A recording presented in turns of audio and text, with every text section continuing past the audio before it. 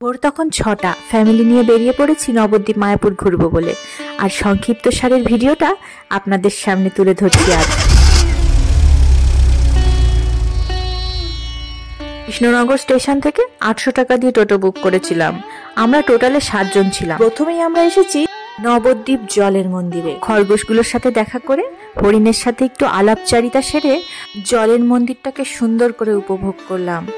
জলের ঠিক মাঝখানে মন্দিরটি, দেখতে খুব সুন্দর লাগছিল। সকালের এই স্নিগ্ধ পরিবেশে এক বুক শান্তিপূর্ণ বাতাস নিয়ে আমরা এগিয়ে চললাম আমাদের ভ্রমণটাকে আরো আনন্দপূর্ণ করতে। মন্দিরে প্রবেশ করার প্রথমেই এক কাকিমা এসে আমাদের সবার কপালে তিলক কেটে দিয়েছিল, ফলে আমরা যেন আধ্যাত্মিক ব্যাপারটাকে ফিল করছিলাম। এরপর চলে গেলাম এই মন্দিরের ঠিক উল্টো পাশে, অর্থাৎ রাস্তার উল্টো দিকে অন্য একটি মন্দিরে, যেখানে আমরা খুব বেশি সময় কাটাইনি। অল্প সময়ের মধ্যে আমাদেরকে নবদ্বীপ মায়াপুর ঘুরতে হবে, তাই যতটা তাড়াতাড়ি সম্ভব আমরা দেখে অন্য মন্দিরে এগিয়ে যাই। এই মন্দিরটির নাম সোনার মন্দির। সোনা কিন্তু খুঁজে পাবেন না।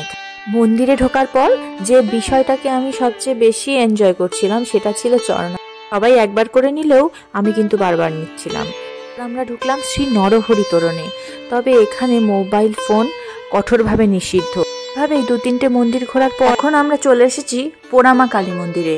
পশ্চিমবঙ্গের নদিয়া জেলার নবদ্বীপ শহরে অবস্থিত একটি প্রাচীন কালী মন্দির। এই মন্দিরের পাশেই ভবতারণ শিব এবং ভবতারিণী কালী মন্দির অবস্থিত। নবদ্বীপের গ্রাম্যদেবী পোড়ামা সারা বছর দক্ষিণাকালীর ধ্যানে পূজিত হন, তবে শুধুমাত্র সরস্বতী পূজার দিন শ্রী পঞ্চমী তিথিতে দেবী নীল সরস্বতী রূপে পূজিত হন। পোড়ামার এই মন্দির প্রাঙ্গণে নবদ্বীপের পণ্ডিত বিদ্বজনেরা সংস্কৃত চর্চা বিতর্ক সভার আয়োজন করতেন। পঞ্চদশ শতাব্দীতে বাসুদেব সার্বভৌম নামক এক পণ্ডিত নবদ্বীপ শহরের এক বটবৃক্ষ তলে দক্ষিণাকালীর ঘট স্থাপন করেন। কোনো এক সময় বটগাছটি অগ্নিদগ্ধ হলে এই কালী পোড়ামা বা বিদগ্ধ জননী নামে জনপ্রিয় হন। পশ্চিমবঙ্গ হেরিটেজ কমিশন ২০১৯ সালে পোড়ামাতলাকে নবদ্বীপের হেরিটেজ স্থান হিসেবে তালিকাভুক্ত করেছে। কথিত আছে চৈতন্য মহাপ্রভু স্নান সেরে এখানে পুজো দিয়ে তারপর বিদ্যালয়ে যেতে। ঠাকুরতলায় একটা মোমবাতি জ্বালিয়ে কোনো প্রকার একটা সেলফি তোলার সুযোগ পেয়েছিলাম। এমন সময় কাকা পেছন থেকে এসে বলল, বৌমা প্রসাদ নাও, পুজো দিয়েছি। জাগ্রত মন্দির তো, তাই কাকা পুজো দেওয়ার লোভ সামলাতে পারিনি। পোড়ামাতলার পুজো শেষ করে আমরা টোটো নিয়ে এবার চলে এলাম জগন্নাথ মিশ্রের প্রিয়াকুঞ্জে, অর্থাৎ যেখানে সেই নিমগাছ আর সচিমাতার কোলে নিমাইয়ের জন্ম হয়েছিল সেই প্রিয়াকুঞ্জ। সেন রাজবংশের বিখ্যাত শাসক লক্ষণ সেনের রাজধানী ছিল কিন্তু এই বাংলার অক্সফোর্ড। নবদ্বীপকে বাংলার অক্সফোর্ড বলা হতো, কারণ এটি ছিল বিদ্যালাভের পীঠস্থান। সকালের সূর্য স্নানে স্নাত নিমাইয়ের জন্মস্থান প্রাচীন মায়াপুর নবদ্বীপ ধাম। শ্রী জগন্নাথ মিশ্রের বাসগৃহ গঙ্গা কবলিত হওয়ার পর গঙ্গা আরও উত্তরে সরে যায়। লর্ড হেস্টিংসের দেওয়ান গঙ্গা গোবিন্দ সিংহ নিমাইয়ের জন্মস্থান চিহ্নিত করে সেখানে একটি মন্দির নির্মাণ করেন, যা ১৮২৩ খ্রিস্টাব্দে গঙ্গা গর্ভে চলে যায়। এরপরে অবসরপ্রাপ্ত ইঞ্জিনিয়ার ব্রজমোহন দাস বাবাজি নবদ্বীপের প্রাচীন মায়াপুরে অসংখ্য কূপ খনন করে ১৯৩১ সালে নিমাইয়ের জন্মস্থান নির্ণয় করেন। ১৯৬০ সালে এখানে নির্মাণ হয় জন্মস্থান মন্দিরের। নিমগাছতলায় জন্ম হয়েছিল বলে কিন্তু শ্রী চৈতন্য মহাপ্রভুকে নিমাই বলে ডাকা হতো। আপনার যদি আমার এই ভিডিও দেখে নবদ্বীপ ঘোরার ইচ্ছে হয় তাহলে একটা কথা বলে দিই, টোটোতে ওঠার আগে কোন কোন জায়গাগুলো আপনি দেখতে চান সেই জায়গাগুলো কিন্তু অবশ্যই রিমার্ক করে দেবেন, কারণ টোটোওয়ালা কিন্তু আমাদের আসল দুটো জায়গায় ঘোরায়নি। তাদের মধ্যে একটি ছিল গুপ্ত বৃন্দাবন এবং অন্যটি ছিল বিষ্ণুপ্রিয়া দেবীর বাড়ি ও শ্রী চৈতন্য দেবের বাড়ি। যাই হোক, নিমাইয়ের জন্মস্থানের আশেপাশেই আপনি যদি প্রসাদ পেতে চান তাহলে এখানে কিন্তু প্রসাদ বিক্রি হচ্ছে। এখান থেকে বেরিয়েই আমরা নরহরি ধামে এসেছিলাম, কিন্তু সেটার কাজ চলছে বলে বন্ধ ছিল।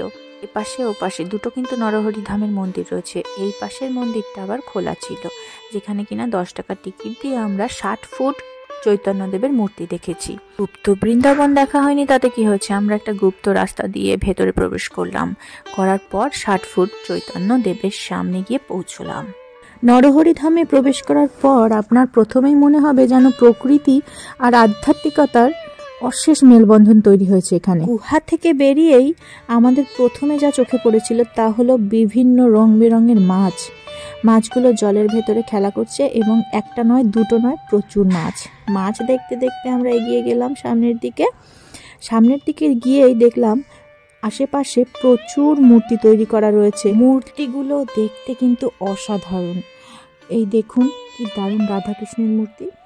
আশেপাশে সব মূর্তি সুন্দর লেগেছে, শুধুমাত্র শ্রী চৈতন্যদেবের 60 ফুট মূর্তির কারিগরিটা আর একটু বেটার হতে পারত।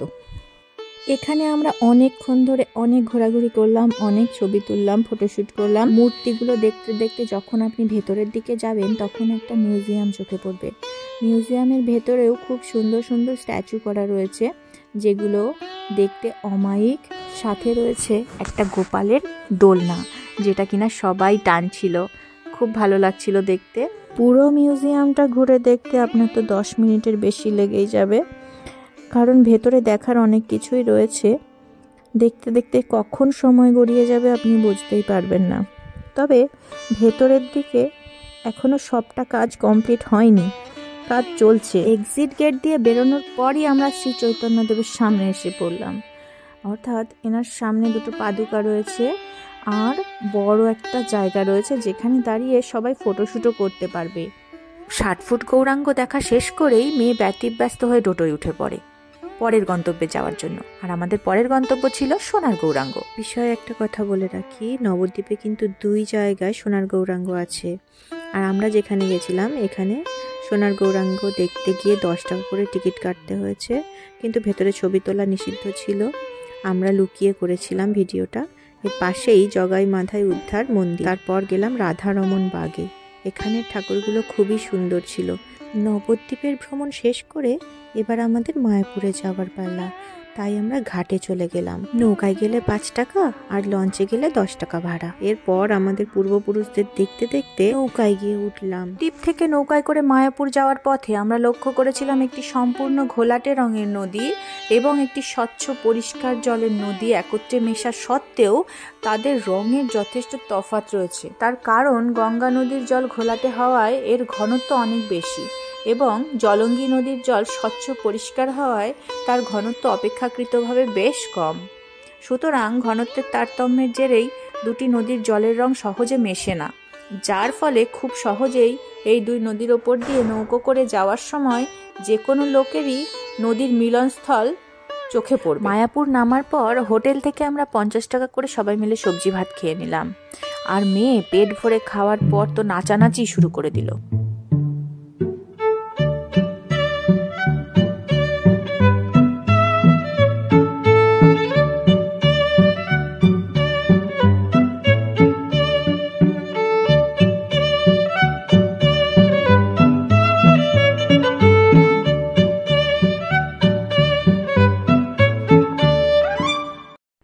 নৌকো থেকে নামার পর একটু হেঁটে এগিয়ে এলেই দেখতে পাবেন মাছির মতো টোটোগুলো ভন ভন করছে। মাত্র 10 টাকা করে ভাড়া, তবুও আমরা হেঁটে যাওয়াটাই পছন্দ করলাম। হেঁটে সবাই মজা করতে করতে গেলাম, কিছু কেনাকাটাও করে নিলাম রাস্তা থেকে। এবার আপনি যে জায়গাটা দেখতে পাচ্ছেন প্রথমে ঢোকার গেটেই, এটা অখণ্ড হরিনাম সংকীর্তন। অর্থাৎ এখানে কিন্তু সারা দিন অটোমেটিক হরিনাম হতেই থাকে। শুনতে খুব সুন্দর লাগবে, অনেকে দাঁড়িয়ে দাঁড়িয়ে শুনছে। তবে আমরা ঢুকে ভেতর দিকে চলে গেলাম যেন ভেতরের মন্দির টন্দিরগুলো আরও ভালো করে দেখতে পারি। ওই মন্দিরটা তৈরি হচ্ছে, ওই মন্দিরটা এখনও কমপ্লিট হয়নি। ওটা কমপ্লিট হতে এখনও 2 বছর টাইম লাগবে। একটু ভেতর দিকে যেতেই লক্ষ্য করলাম গীতা মেলা হচ্ছে। এখানে খুব সুন্দর সুন্দর স্ট্যাচু রাখা ছিল।